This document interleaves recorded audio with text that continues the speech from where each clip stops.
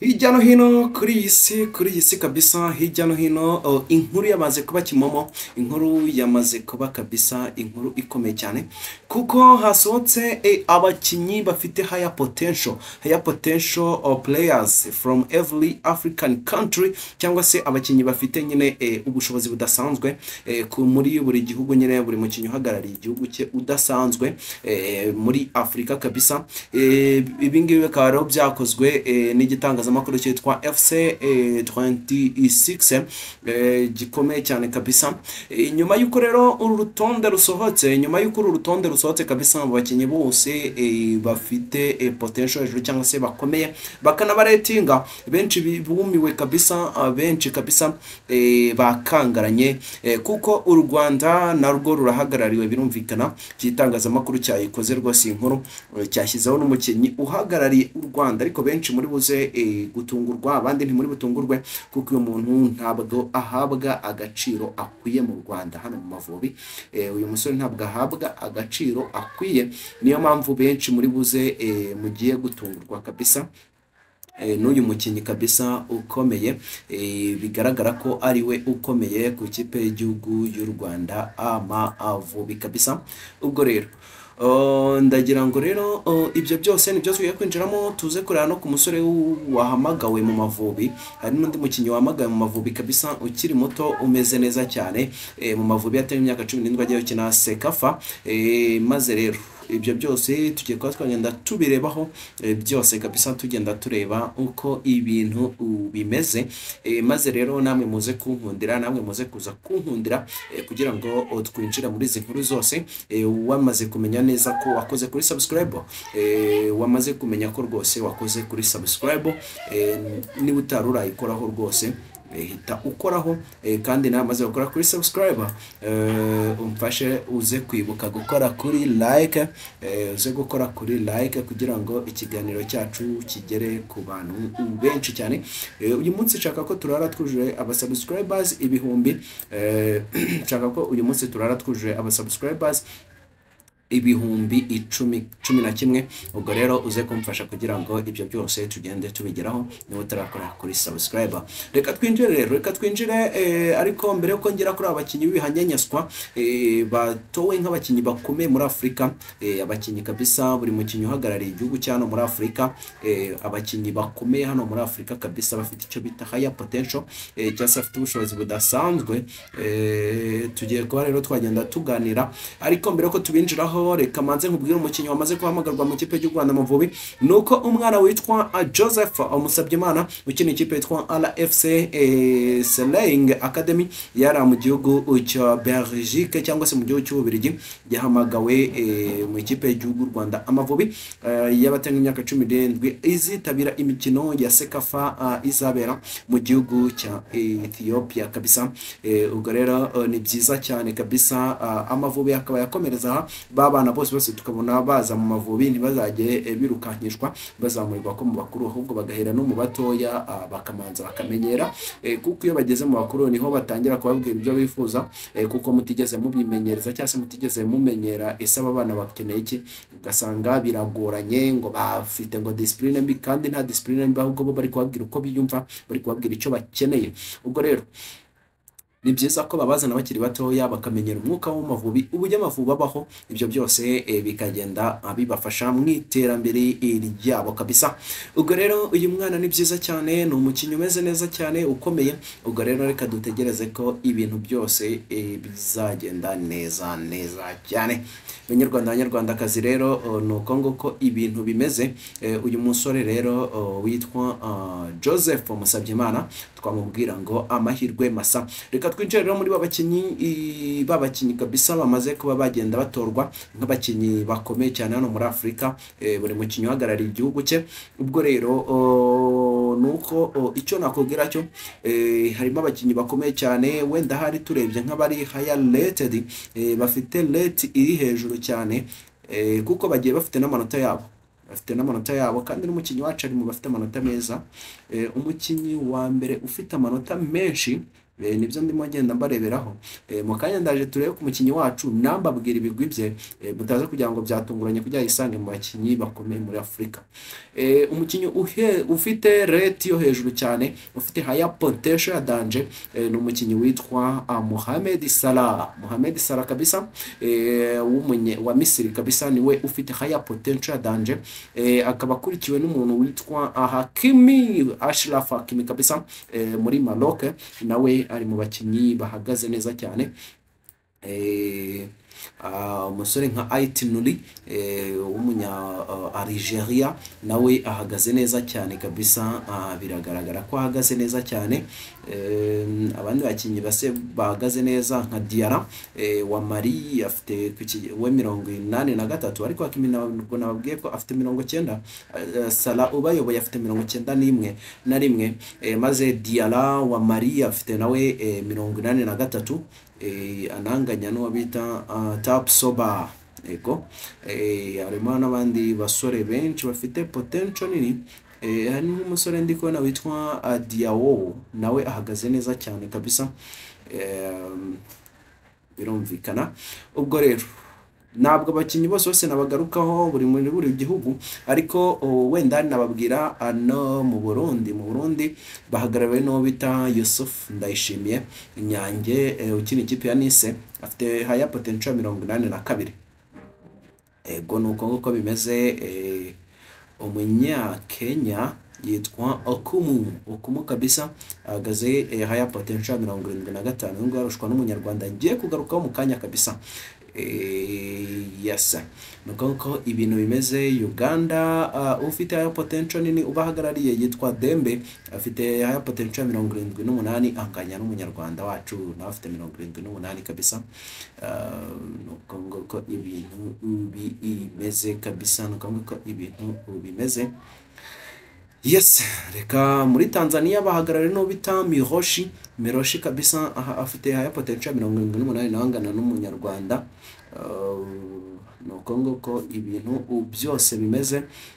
Ariko ndabona Afrika y'Epfo ihagarariye no bita Campbell, afite 82, nawe ahagaze neza cyane, ari mu bayoboye hano muri Afrika kabisa. Ubwo rero reka turebe umunyarwanda uhagarariye u Rwanda muri bano bakinnyi nyine bakomeye cyane ku mugabane wa Afurika, afite na benshi arusha. Uyu musore yitwa Hakimu Sahabo, amashyi menshi cyane kuri Hakimu Sahabo, umusore w'umunyarwanda kabisa uhagaze neza cyane. Uyu musore Hakimu Sahabo ntabwo ari ibintu bimugwiririye, kuko uyu ni umusore ukomeye cyane. Ni umusore ukomeye cyane kabisa, ku myaka ya 20, akaba yaravutse ku itariki 16 z'ukwezi kwa gatandatu mu mwaka 2005. Uyu musore w'umunyarwanda, uyu musore akaba yaravukiye bita i Buruseli mu Bubiligi kabisa. Uyu musore akaba ari umusore ufite 1.85 m, ni muremure, ameze neza cyane. Ashobora akina mu cyo bita defensive midfield na attacking midfield, kuko uyu musore ashobora kuba yakina nka nimero 4, ashobora kuba yakina nimero 6, ashobora kuba yakina nimero 8, ashobora kuba yakina nimero 10. Uyu musore aka kanya ahagaze agaciro ka miliyoni y'amayero, ariko aho yigeze guhenda arafite agaciro ka miliyoni n'igice y'amayero. Uyu ni umusore uhagaze neza cyane. Uyu musore akina ikipe ya Standard de Liège, kini mu giciro cya mbere mu gihugu cy'Ububiligi. Uyu musore akaba ari umusore uhagaze neza cyane, yayinjiyemo ku tariki ya 1 y'ukwezi kwa 1 mu mwaka 2024. Uyu musore contrat ikaba izarangira ku tariki 30 z'ukwezi kwa gatandatu mu mwaka 2026 kabisa. Nuko ibintu byose bimeze. Uyu musore rero muri uyu mwaka w'imikino amaze gukina imikino 10, ufitemo amakarita 3 y'umuhondo. Uyu musore rero witwa Hakimu Sahabo ni umwe mu bakinnyi bakomeye cyane, akinisha akaguru ke k'ibumoso. Uyu ni umusore umanagingwa na agency cyangwa se umu agent we yitwa Wasserman kabisa, niwe mu agent we ukomeye cyane kabisa. Uyu musore amaze gukinira ikipe y'igihugu y'u Rwanda Amavubi imikino 9, kuko yahamagawe bwa mbere Amavubi ku tariki 3 z'ukwezi ku tariki 19 z'ukwezi kwa gatatu mu mwaka wa 2023, amaze gukina ikipe y'igihugu y'u Rwanda Amavubi imikino 9 kabisa. Uyu musore amwe mu makipe yagiye acamo rero kugira ngo wumve ubushongore bukaka bwe. Uyu musore yanyuze mu kipe yitwa Genk, yakuriye muri Genk kabisa, aza kuba yayivamo. Yakuriye muri Genk y'abatoya nyine muri Academy ya Genk, inakomeye cyane ara mu gihugu cy'Ububiligi. Aza kuba yayivamo ku tariki 7 z'ukwa mbere mu mwaka 2020. Aza kuyivamo yerekeza mu yo bita Standard de Liège. Standard aza kuba niyo yinjiyemo kabisa y'abakiri batoya. Uyu musore iyi Standard de Liège niyo yahise ajyamo kabisa, ajyamo nka free transfer, ariko rwose iyi Standard de Liège yayivuyemo ku tariki 7 z'ukwa mbere mu mwaka 2021 yerekeza muri Lille yahari mu gihugu cy'Ubufaransa ku tariki y'abatari n'imyaka 17 kabisa. Uyu musore iyi Lille yayibayemo imyaka 2 gusa, umwaka umwe, ego yinjiye muri Lille y'abatari imyaka 17, ariko nyuma y'umwaka umwe gusa ku tariki 7 z'ukwezi kwa mbere 2022 haciye umwaka umwe gusa yinjiye muri Lille y'abatari imyaka 19 avuye mu y'abatari imyaka 17. Uyu musore ku tariki 7 z'ukwezi kwa mbere 2023 yavuye muri Lille y'abatari imyaka 19 ahita azamurwa muri Lille nkuru, azamuye mu kipe ya mbere ya Lille, atangira kwikinamo imikino birumvikana. Uyu musore ku tariki ya mbere y'ukwezi kwa mbere mu mwaka 2024 yavuye muri Lille aza kwerekeza muri Standard de Liège yari mu gihugu cy'Ububiligi, n'ubundi atanzweho agaciro k'ibihumbi 300 by'amayero. Uyu musore ku tariki ya mbere y'ukwezi kwa 9 mu mwaka 2025 yavuye muri Standard de Liège aza gutizwa muri Beerschot yari mutanzeho miliyoni y'amayero kugira ngo ayifashe kuguma mu cyiciro cya mbere, ariko biza kwanga iramanuka n'ubundi. Rero uyu musore wanitwaraga neza cyane muri ikipe ya Beerschot ku tariki 30 z'ukwezi kwa 3 2025 uyu musore Beerschot ikimara kumanuka yongera isubira muri Standard de Liège. Nuko rero uyu musore intizanyo ye ihita irangira, nuko nguko ibintu byose byari bimeze. Uyu musore rero muri uyu mwaka w'imikino amaze gukina imikino 11, yakinnye imikino 10 ya Jupiler Pro League, icyiciro cya mbere mu gihugu cy'Ububiligi. Uyu musore yakinnye imikino 11 akina iminota 305, maze rero akina mu cyo bita Feste Nationale ACFF, akinamo mu gikombe nyine cy'igihugu cyari imbere mu Bubiligi. Yakinnye mu mukino umwe akina iminota 90 yose yawo iwugeze. Uyu musore rero bikagaragara ko uyu mwaka w'imikino amaze gukina imikino 11, akaba amaze gukinamo iminota 395. Uwo ngo rero bamwita Kim Sahabo, nuza kumva ko ari umwe mu bakinnyi bari higher rated muri Afrika utaza kumva utunguwe, kuko no mukinnyi wabikoreye kabisa. Ni umwe mu bakinnyi babikoreye kabisa, babiruhiye wa mugani w'abandi babikobokeye. Uyu musore rero Hakim Sahabo nkuko nagiye mbivuga ibyinshi bye rwose, ni umwe mu bakinnyi bagiye bagira byinshi bakoze, kuko wenda ari tugiye tugaruka nko kubyagiye akora. Nuko muri saison 2022-2023 muri Lille ya kabiri y'abatoya nyine uyu musore akiyemo imikino 7 nta gitego yatsinze. Muri mwaka 2023-2024 yo saison muri Lille nkuru yakinye imikino 22 aza kuba nta gitego naho yatsinze. Mu mwaka 2024 muri Standard de Liège yakiyemo imikino 21 naho nta gitego yatsinze. Mu mwaka 2025 muri Beerschot nk'inizanya yakinye imikino 15 atsindamo igitego kimwe. Mu kipe y'igihugu Rwanda Amavubi ho twabivuze amaze gukina imikino 6 kabisa. Uyu musore rero witwa Kim Sahabo nuko nguko ibye byose bihagaze. Uyu musore akaba yaravutse kuri papa we w'umurundi ndetse na mama we w'umunyarwanda. Uyu musore rero akaba yarahamagaye mu kipe y'igihugu Rwanda Amavubi ku mukino we wa mbere yakiniye Amavubi yari umukino wa gishuti u Rwanda rwanganyijemo na Sudani ubusa ku busa, wabaye ku itariki 17 z'ukwezi kwa 11 umwaka wa 2022 kabisa. Uyu musore rero witwa Hakim Sahabo akaba ari umwe mu bakinnyi bakomeye cyane kuko nkiriza nk'amasezerano yaheruka gusinya muri Standard de Liège nuko yasinye ku itariki 29 z'ukwezi kwa gatandatu umwaka wa 2023. Uyu musore witwa Hakim Sahabo akarasinye imyaka 3 birumvikana ku masezerano ye, ariko icyo nakwibutsa cyo nuko ukemara kugera muri iyi kipe ya Standard de Liège yaje kwifuzwa n'amakipe akomeye by'umwihariko nka Leicester City, ariko bitewe nuko ikipe yenyine yari kimubonamo nk'ahazaza hayo birumvikana yaramuguze akiri mutoya, yanze kubagenda imurekura. Uyu musore witwa Hakim Sahabo birangira yigumiye hariya mu kipe ya Beerschot, ariko byamanje no kugorana uyu musore kuko yaje kuba yamanza gushwanaho n'ikipe ye ndetse n'umutoza we bimanza kugorana, ariko ubu ngubu ibintu byose bimeze neza cyane kuko uyu musore yamaze no kugaruka mu kibuga. Ubu ngubu bari kwifashishwa by'umwihariko mu cyumweru gishize kabisa, akaba ari umwe mu bakinnyi bifashishijwe mu mukino kabisa ikipe ye ya Standard de Liège yakinagamo n'ikipe kabisa, n'ikipe ikomeye cyane ya Royal Antwerp.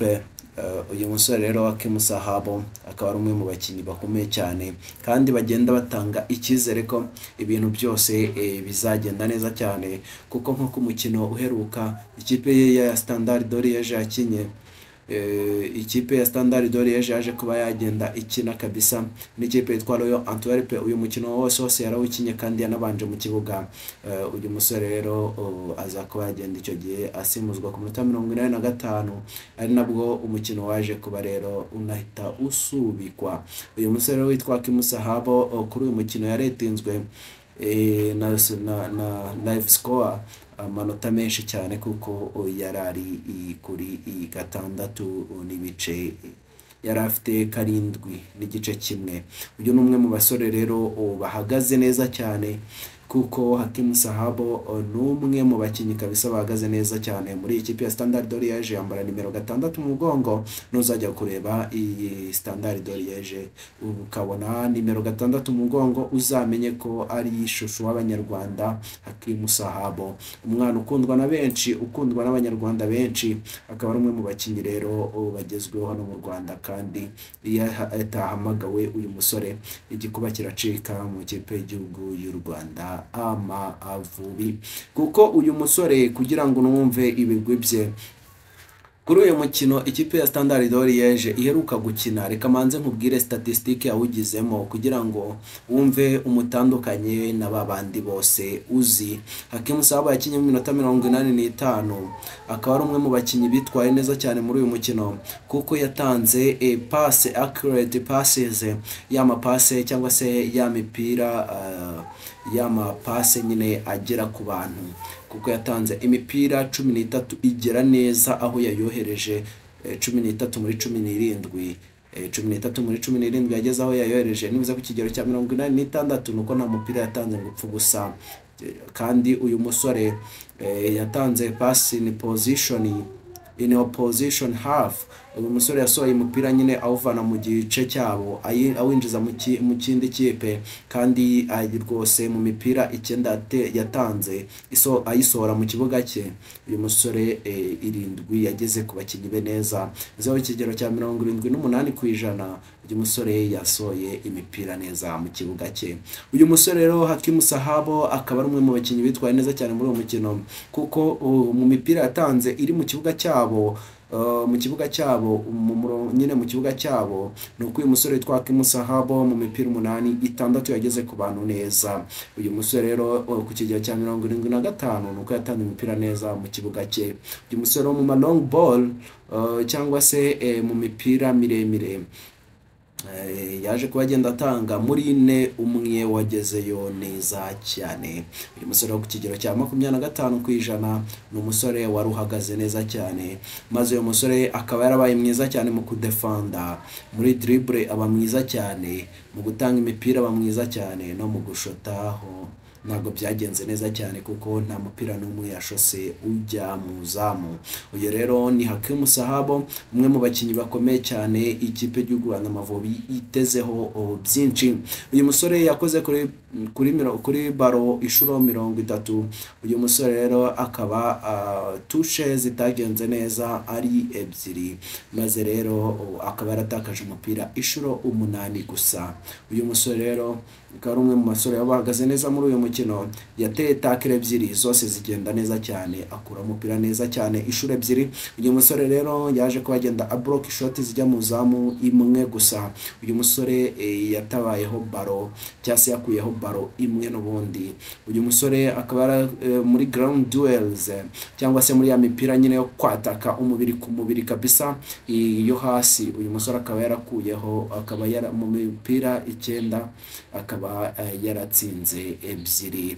Uyu musore rero kandi akaba yarakoze amakosa 5. Bamwita Hakim Sahabo, shushu w'Abanyarwanda.